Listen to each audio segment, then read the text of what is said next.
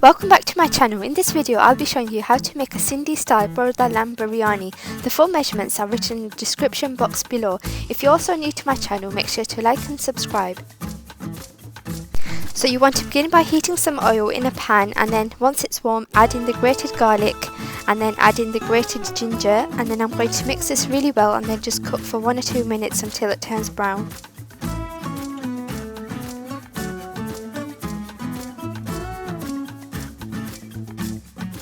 Once it's brown, and then I'm going to add in fried onions. You can buy these or make it yourself by shallow frying onions until golden brown.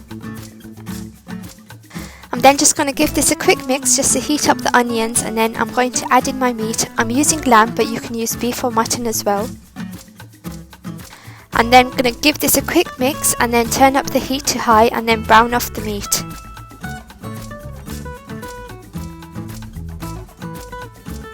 You then want to add in the salt, and then I'm just going to continue to cook this for a few more minutes just to get rid of the pink colour. Once the meat is brown, you then want to add in the chilli powder. I'm using Basaar mix, which is a blend of spices and can be bought from most South Asian stores, so you can use that as well. I'm then adding in the cumin seeds. You just want to slightly crush these before you add them in, and then I'm just going to give this a quick mix and then keep it on the heat for about 1 minute. I'm then adding in the boiled water and then giving it a quick mix, and then you want to cover and simmer for about 30 minutes or maybe longer depending on the type of meat you're using, but you just want to make sure that the meat is soft. I'm then going to make the dough. For this I'm adding salt into wheat flour along with the oil, and then you just want to bring the dough together with some cold water. Add the water in gradually as you don't want the dough to become too soft. If your dough is too soft, you're going to find it hard to roll out and for it to keep its shape, and you're more likely to get cracks. You then just want to bring this together with your hands and then just knead it for a couple of minutes. I'm then just going to sprinkle on some water and then cover and leave it to rest on the side. So after 30 minutes I'm checking the meat and it's tender enough to now brown. You don't want to fully cook the meat at this stage, otherwise it will break and shred whilst browning. So you just want to turn up the heat now and start to evaporate the liquid. I'm then going to add in the tomatoes just so they release little juices now, and it'll cook whilst the meat is browning. I'm then adding in some tomato puree and then mixing this in really well. This will give it a really nice colour. As some of the liquid starts to reduce, you then want to add in the coriander powder. And then I'm also going to add in yogurt and then give this a really good mix straight away, just to make sure that the yogurt doesn't split. So as you can see now, most of the liquid has reduced, and at this stage you can now add in any vegetables. You can add in peas, but I'm going to add in potatoes. You then want to give this a really good mix just to make sure that all the flavours get inside the potatoes. I'm then going to add in 1 packet of Sindhi biryani mix. You can use any brand and you can find it in most South Asian food stores. If you can't find it, you can also find recipes online where you can make them at home. I'm also going to add in some green chillies. This is optional. If you don't want to eat too spicy, you can leave this out. And then I'm also going to add in half the garam masala and then give this a really good mix. So once all the liquid has reduced and you can see the oil, you then want to brown the meat for about 5 to 10 minutes just to give it a really nice flavour. And it should look like this when done. I'm then going to add in the boiled water to make the gravy. You can adjust the amount needed depending on how fast or slow the potatoes you're using are going to be cooked, and then just leave this to simmer on the side until the potatoes are fully cooked. I'm going to add in the rest of the garam masala and then cover it. You then want to cook the rice whilst the gravy is cooking on the side. The full recipe for the rice is also written in the description box below.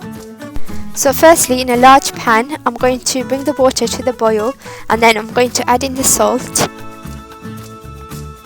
You then want to add in the whole spices. They're all written in the description box below, the ones I've used. And then I'm just going to let this boil for a few minutes, and then I'm going to add in the rice, which I've already pre-soaked.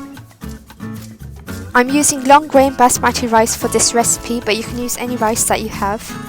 And then you just want to let this boil until it's fully cooked on the side. The cooking time will vary depending on what rice and what brand you've used. I'm then going to uncover the dough from earlier on and then just knead this again for about 2 minutes until it's smooth. And then I'm just going to place this in the fridge until I start assembling the biryani. So now it's been about 12 minutes and I'm just checking the rice and it's now fully cooked, so I'm just going to drain this out and then give it a quick shake. You can take the big whole spices out if you want, but you can leave them in as well. I'm now finishing off the lamb with some fresh coriander. I've checked the potatoes are fully cooked and the gravy is now nice and thick, and it should be this consistency. It shouldn't be too runny but not too dry either.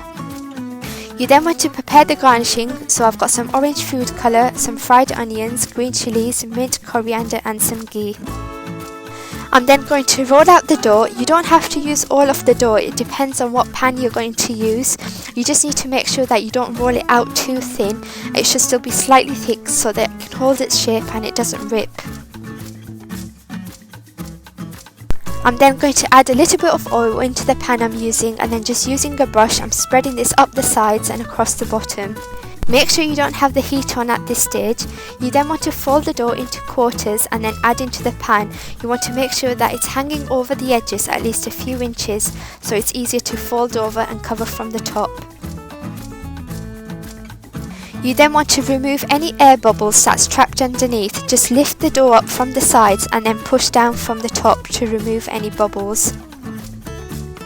I'm then going to add firstly a layer of fried onions, as the bottom will be the top once it's flipped over, and then I'm also going to add on some mint and fresh coriander leaves.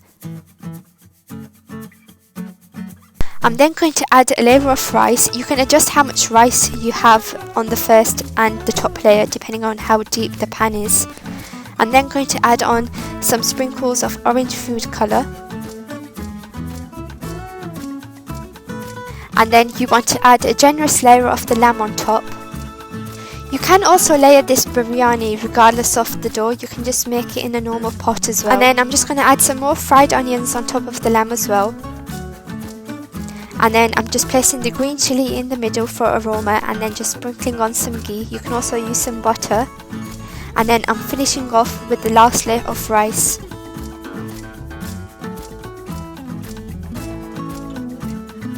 And then I'm also adding on some more orange food colour for this top layer of rice as well. And then I'm also sprinkling on some more ghee. This will just make sure that the rice is really moist. And then you just want to grab the dough from over the edges and bring it into the middle. Make sure you don't stretch it too much, otherwise it will crack. And then just make sure that the top is sealed from the top and there's no holes. You now want to turn the heat on very low and cover and cook for 10 minutes. So after 10 minutes you want to carefully flip this over into the second pan you're using, and then cover this for another 10 minutes to cook the other side. So after both sides have cooked for 10 minutes you want to flip it over for a final time to cook for the last 5 minutes. This will just make sure both sides are really well cooked. You can then transfer this onto your serving dish and then cut from both sides and open the little pot that you've created with the dough. What you can also do is cut a circle at the top around the dough and serve the rice in the dough itself as a plate. If you like this recipe, make sure to like, comment and subscribe to my channel. Make sure to press the bell notification so you can be the first to be notified about all my upcoming videos. Make sure to also follow me over on my official Instagram page of Foodatives. The link is in the description box of this video. Thank you for watching and I'll see you in my next video.